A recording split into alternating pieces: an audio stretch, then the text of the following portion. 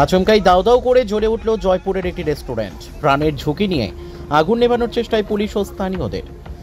ভর দুপুরে যখন সবাই রাম নবমীতে মেতে উঠেছেন, ঠিক তখনই হঠাৎ করেই জয়পুরের জঙ্গল লাগোয়া একটি রেস্টুরেন্টে লাগলো আগুন। প্রাণ হাতে আগুন নেভানোর চেষ্টায় পুলিশ ও স্থানীয়রা।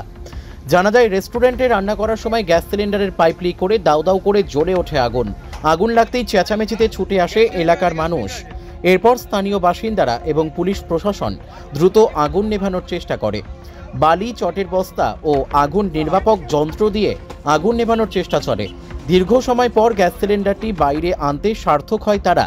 এরপরে ধীরে ধীরে আগুন নিয়ন্ত্রণে আসে।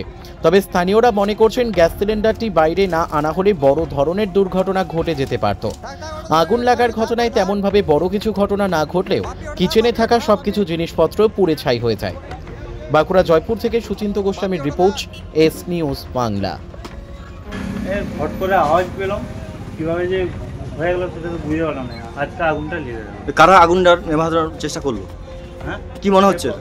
সবাই ছিল, এই যে প্রসেনজিৎ দা ছিল, ও প্রচন্ড এলাকার মানুষ ছিল, যে কিভাবে আগুনটা নেভানো হলো? নেভানো হলো বলতে হচ্ছে বালি, তারপরে হচ্ছে এই তেল পাম্পের ওই গ্যাসগুলো। ওই গ্যাসটা নিয়ে এসে দেওয়া হয়েছিল। হ্যাঁ, তো মানে এই যে আগুনটা লেগে যাওয়ার অ্যাকচুয়ালি কারণটা কি, কি মনে হচ্ছে? এটা কি থেকে হতে পারে? মনে হচ্ছে গ্যাস থেকে, গ্যাস কোনোভাবে লিক হয়েছে বা কিছু, ওই কারণেই হতে পারে। এটা কিসের দোকান? এটা খাবারের দোকান। কি মানে কি এটা নাম কি? এটা এটা জঙ্গল ক্যাফে নাম, হচ্ছে রেস্টুরেন্ট। রেস্টুরেন্ট। আপনার নাম? আমার নাম তরুণ চক্রবর্তী।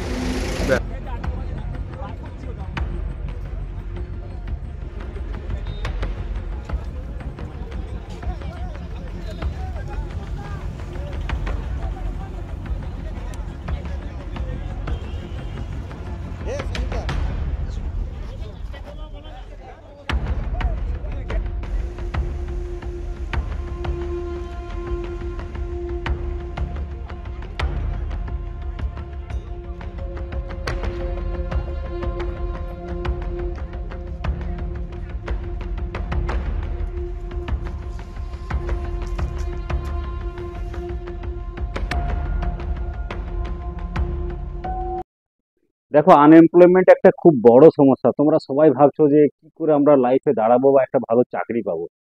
তো এখন কিন্তু ডিফেন্স সেক্টরই একমাত্র সেক্টর যেখানে কিন্তু প্রচুর ভ্যাকেন্সি আছে। আজ তুমি বলো, এসএসসি জিডির জন্য প্রচুর ভ্যাকেন্সি আসছে। WBP, KP, CRPF, RPF, Agniveer, এই সমস্ত সেগমেন্টে কিন্তু কিছু না কিছু অ্যাপয়েন্টমেন্ট হচ্ছেই। তাই তোমার মনের মধ্যে যদি ড্রিম আছে যে হ্যাঁ আমি ডিফেন্সে জব করব বা ডিফেন্সে আমার ক্যারিয়ার বানাবো, আর তুমি যদি কিছু মতো প্র্যাকটিস করো, তাহলে কিন্তু একমাত্র ভরসা তোমার পশ্চিমবঙ্গের সব থেকে best Bengal defence academy. Bengal defence একাডেমিতে কি হয়, তোমাদের চাকরি পাওয়ার জন্য ফার্স্ট লাগবে থিওরিটিক্যাল। আগের মতো কিন্তু লাইনে দাঁড়ালে কিন্তু চাকরি পাবে না। এখন থিওরিটিক্যাল টেস্ট দিতে হবে, আর থিওরিটিক্যাল প্র্যাকটিস আমরা করাই। ধরো জিকে, জিআই, ম্যাথ, ইংলিশ, সব আলাদা আলাদা স্যার আছে, ম্যাডাম আছে। তারা কিন্তু প্রতিটা সাবজেক্টের লাস্ট 5 ইয়ার্সের কোশ্চেন ওয়াইজ তোমাদেরকে প্র্যাকটিস করাবে ছোট ছোট করে। সেকেন্ড যেটা লাগবে, যে থিওরিটিক্যালের সাথে সাথে তোমাদের প্র্যাকটিক্যালের গ্রাউন্ডও কিন্তু ফার্স্ট হতে হবে। আর সেই জন্য আমাদের এক্স আর্মি দিয়ে গ্রাউন্ডে প্র্যাকটিস করানো হয়। যে জিনিসটা লাগবে, ধরো 5 কিলোমিটার, 10 কিলোমিটার, যে যেমন লাগে সেইভাবে প্র্যাকটিস করানো হয়। প্র্যাকটিস করানোর পর আমরা মেডিকেল রেগুলার বেসিসে টেস্ট করাই, এবং তারপরে এখান থেকেই তোমরা যে কোনো যতগুলো জব আছে তার জন্য তোমরা ভ্যাকেন্সি ফিল আপ করতে পারবে, ফর্ম ফিল আপ করতে পারবে, এবং সেই হিসেবে তোমরা পরীক্ষায় বসো। আর তোমাদের যদি ডেডিকেশন থাকে না আমাকে জবটা পেতেই হবে, তাহলে কিন্তু আমরা তোমাদের সাথে আছি।